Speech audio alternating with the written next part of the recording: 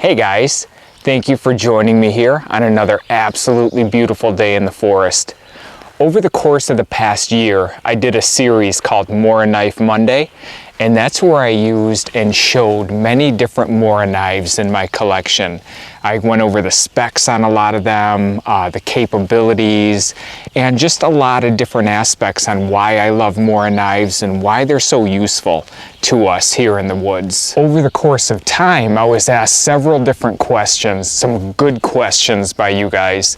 And while I did answer a lot of them in the comments, I thought it would be a neat idea to show you some of the Mora knives that I do own and go over some of the similarities and differences of those Mora knives. So stick with me here, guys. What we're gonna do is move the camera around and we're gonna talk about some reasons why I love Mora knives and why I think they are a beautiful knife for the beginner and the experienced woodsman alike.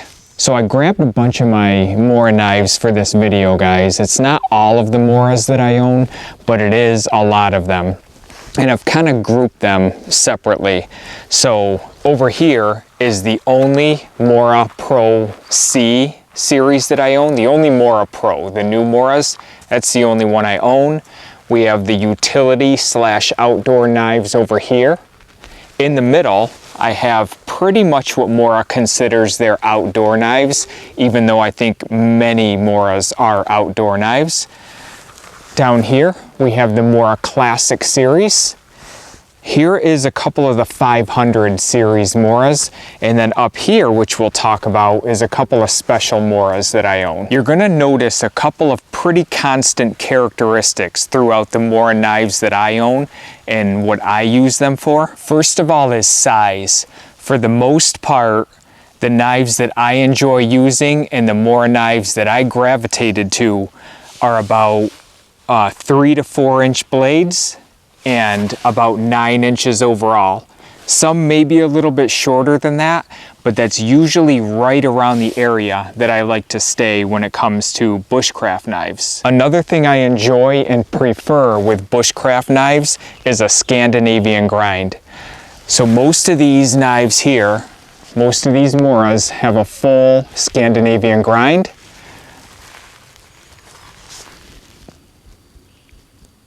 With the exception of a couple of them that have kind of a modified Scandi grind, and we'll talk about that here in a second. For the most part, your Mora is going to have a rubberized handle, and that is rubber over plastic. Almost all of these Moras on the tarp here have that rubber over plastic handle, which is very comfortable. There's some differences in the rubber itself, but there is a lot of rubber over plastic when it comes to Moras. Now there's an exception. The 500 series knives that I own, those are full plastic. And of course the Classic series have the birch handles. Mora uses high carbon steel content in the steel for most of their blades. There are many stainless alternatives, and there's a couple of stainless steel Mora knives on this tarp. For the most part, I prefer carbon steel. I can't verify that it's 1095. I used to think that they were all 1095 high carbon steel. However, I've been corrected over time that it is just a high carbon steel content, not necessarily 1095. I have emailed Mora, I've sent them Facebook messages, and I've got no confirmation on which knives are 1095 and what might not be.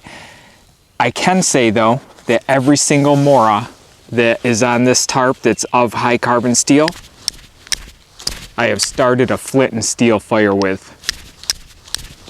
So they have enough high carbon steel content in them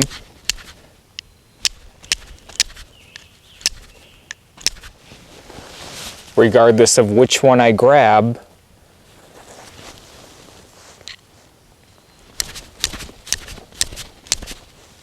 I get nice sparks off of them. Most of them have a rat tail tang, which means that the tang thins out. So it goes from the blade and it thins out into the handle and goes down to about 3/4. Some of the tang is a little bit shorter than 3/4.